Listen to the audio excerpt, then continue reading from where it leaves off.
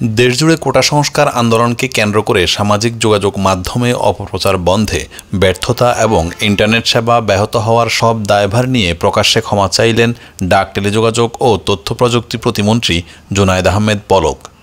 শুক্রবার ২রা আগস্ট বিকালে নাটোরে নিজ বাসভবনে জাতীয় শোক দিবস স্মরণে সিংড়া উপজেলা আওয়ামী লীগের উদ্যোগে আলোচনা সভা, দোয়া ও মোনাজাত অনুষ্ঠানে তিনি এই ক্ষমা প্রার্থনা করেন। পলক বলেন, তরুণ প্রজন্মের কাছে যদি আমার কোনো ভুল হয়ে থাকে আমি প্রকাশ্যে ক্ষমা প্রার্থনা করছি। ইন্টারনেট ব্যাহত হওয়া এবং সামাজিক মাধ্যমে গুজব প্রতিরোধে ব্যর্থ হওয়া দায় আমি নিজের কাঁধে তুলে নিচ্ছি।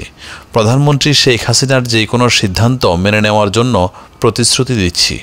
অশুভ চক্রান্তকারীরা সন্ত্রাস এবং হত্যাকাণ্ডে মেতে উঠেছে উল্লেখ করে তিনি বলেন, যেভাবে হোক ছাত্রছাত্রী এবং কিশোর কিশোরীদের সঙ্গে আমাদের যে দূরত্ব এবং ভুল বোঝাবুঝি সৃষ্টি হয়েছে সেটা দূর করার উদ্যোগ গ্রহণ করতে হবে। সেটা আমাদের ঘর, প্রতিবেশী এবং প্রতিষ্ঠান থেকে করতে হবে।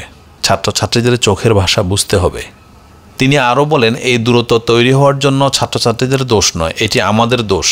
আমরা যারা দায়িত্ব পালন করতে ব্যর্থ হয়েছি, এই ব্যর্থতা আমাদের এড়িয়ে যাওয়ার সুযোগ নেই। আপনারা যদি বলেন তবে জেলা আওয়ামী লীগের সহসভাপতি এবং সংসদ সদস্য হিসেবে এই ব্যর্থতা আমারও।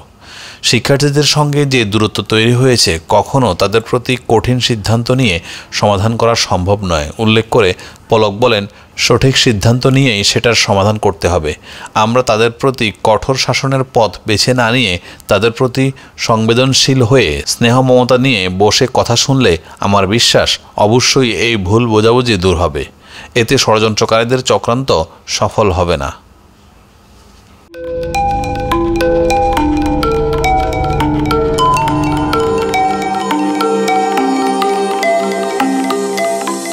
টিভি দেশ ও দশের কথা বলে।